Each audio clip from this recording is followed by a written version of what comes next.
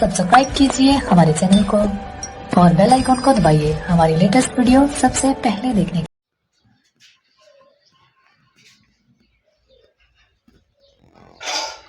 Hello hi students, I hope कि आप सब अच्छे होंगे। मैं उम्मीद करता हूं कि आप सब अच्छे होंगे। तो आज की क्लास में अपन देखेंगे फिश कल्चर, यानी कि मछली उत्पादन देखेंगे। आज की क्लास में अपन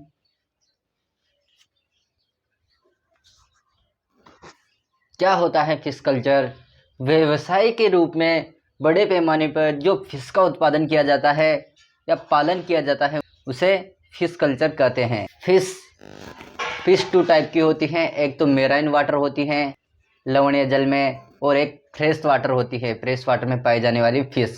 दो फिश का उत्पादन कर सकते हैं। अब देखते हैं इम्पोर्टेंस है फिश का। इसे भोजन के रूप में काम में ले सकते हैं, फिश ऑयल में काम में ले सकते हैं, फिश पाउडर में काम में ले सकते हैं, और मेडिसिन में काम में ले सकते हैं। ये यूज हो गए इसके। अब देखेंगे इनको प्रभावित करने वाले कारक, यानी किन किन से प्रभावित होती है यह फिश कल्चर। जब मछली का उत्पादन करते हैं तो यह किस किस से प्रभावित होते हैं, या इसी को आवश्यक शर्त भी कहते हैं। फर्स्ट है टेम्परेचर, ताप। ताप क्या होना चाहिए? ताप एक समान होना चाहिए। ताप कम और ज़्यादा होने पर फिश के मरने की संभावनाएं अधिक होती हैं। एक समान होना चाहिए, ताप एक समान होना चाहिए। सेकंड कंडीशन, क्वांटिटी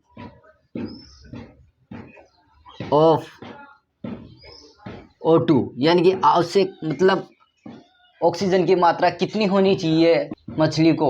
सांद्रता अधिक होनी चाहिए O2 की,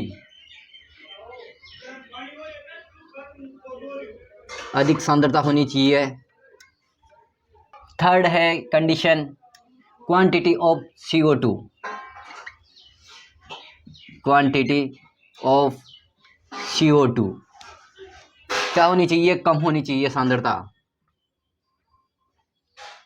अगर ऑक्सीजन की मात्रा अधिक होगी तो क्या होगा? इनमें ग्रोथ भी अधिक होगी। क्वांटिटी ऑफ CO2, सांद्रता कम होनी चाहिए, सांद्रता कम होनी चाहिए। पोषक पदार्थ, पोषक पदार्थ सीमित मात्रा में उपलब्ध होनी चाहिए। जो पोषक पदार्थ हैं वह क्या होनी चाहिए? सीमित मात्रा में उपलब्ध होनी चाहिए, सीमित मात्रा में उपलब्ध होनी चाहिए। अगर पोषक पदार्थ का ध्यान नहीं रखेंगे तो क्या होगी? मछलियां मर जाएगी। देखते हैं फिफ्थ कंडीशन है लाइट या प्रकाश। जो प्रकाश है यह भी सामान्य मात्रा में बना रहना चाहिए, सामान्य मात्रा में बना रहना चाहिए। बना रहना चाहिए। अगर अधिक होगा जिससे मछलियों की ग्रोथ भी क्या होगी? कम होगी, प्रभावित होगी। कम भी होगा तो उससे भी प्रभावित होगी। यानी कि प्रकाश सीमित मात्रा में ही उपलब्ध होना चाहिए, सामान्य मात्रा में ही। कम ज़्यादा होगा तो ग्रोथ इफेक्ट होगी। अब देखेंगे यानी कि किन किन तरीकों से उत्पादन कर सकते हैं फिश का, वो देखेंगे। अब देखेंगे मेथड ऑफ फिश कल्चर, यानी कि फिश का उत्पादन करने के लिए कहाँ पे कर सकते हैं। इससे पहले फर्स्ट बात अपने को ध्यान रखनी है, वह है प्रजनन क्षेत्र का चयन, यानी कि कहाँ स्थान पर पालन करना है। इसके लिए पालन के लिए पौंड या तालाब में कर सकते हैं। फर्स्ट पॉइंट है प्रजनन क्षेत्र का चयन। प्रजनन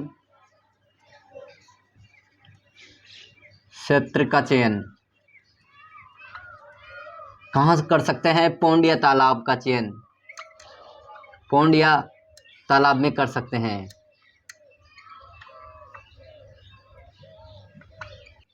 फर्स्ट है ड्राई पौंड, वेट पौंड,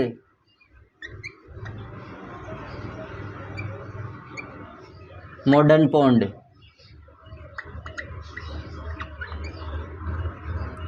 यह 3 टाइप के पॉन्ड होते हैं, तो इनमें कर सकते हैं अपन। जो यह ड्राई पॉन्ड है, यह इसमें 3 दीवारें होती हैं और दीवारें मिट्टी की बनी होती हैं। इसमें केवल वर्षा के दौरान ही जल भरा जाता है और जल के निष्कासन की कोई व्यवस्था नहीं होती है।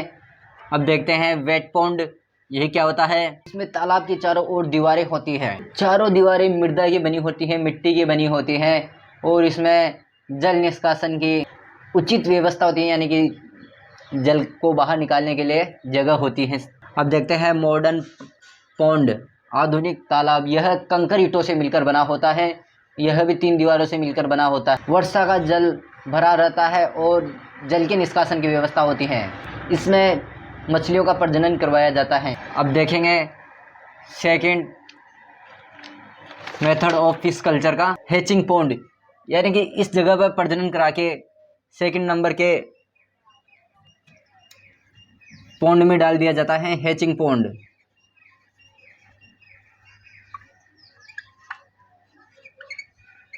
हैचिंग पॉन्ड में डाल दिया जाता है।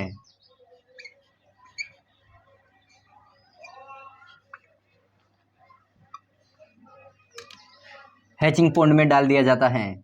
जब मछलियों के निषेचित अंडे बन जाते हैं तो उन्हें हैचिंग पॉन्ड में डाल दिया जाता है। यहाँ अंडों के प्रस्फुटन से अनेक छोटी अवस्थाएं निकलती हैं, इस प्रक्रिया को हैचिंग कहते हैं और यह मछलियों की छोटी अवस्था होती है। अब देखेंगे nursery pond, third nursery pond. जब हैचिंग में हैचिंग की संख्या बढ़ जाती है, यानी कि जो छोटे छोटे अंडे होते हैं उनकी प्रस्फुटन की संख्या बढ़ जाती है, तो इन्हें नर्सरी पॉन्ड में डाल दिया जाता है। इस दौरान टेम्परेचर का विशेष ध्यान रखा जाता है। अब देखेंगे फोर्थ पॉइंट, जब नर्सरी पॉन्ड में फिंगरलिंग्स यानी कि छोटी छोटी मछलियों की संख्या बढ़ जाती है तो उसे रेयरिंग पॉन्ड में डाल दिया जाता है।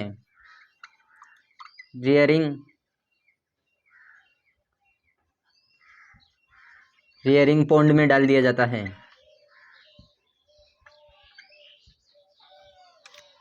अब देखेंगे फिफ्थ पॉइंट है स्टॉकिंग पॉन्ड। स्टॉकिंग पॉन्ड,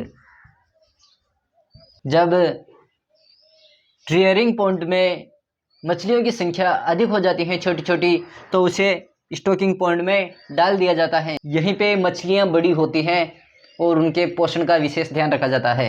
इसी टाइप से मछली पालन किया जाता है। आई होप कि आपको क्लास समझ में आई हो। वीडियो को लाइक कर दे, नहीं आए हो तो डिसलाइक कर दे। अगर चैनल पे नए हो तो चैनल को सब्सक्राइब कर दीजिए और हमारे ऐसे ही वीडियो डेली आते रहते हैं। और भी वीडियो देखने के लिए नोटिफिकेशन बेल को प्रेस कर दीजिए ताकि हमारी जो भी नोटिफिकेशन हो आप तक पहुंच सके। Thank you, all the best. हंसते रहिए, मुस्कुराते रहिए, एंजॉय करते रहिए। Thank you.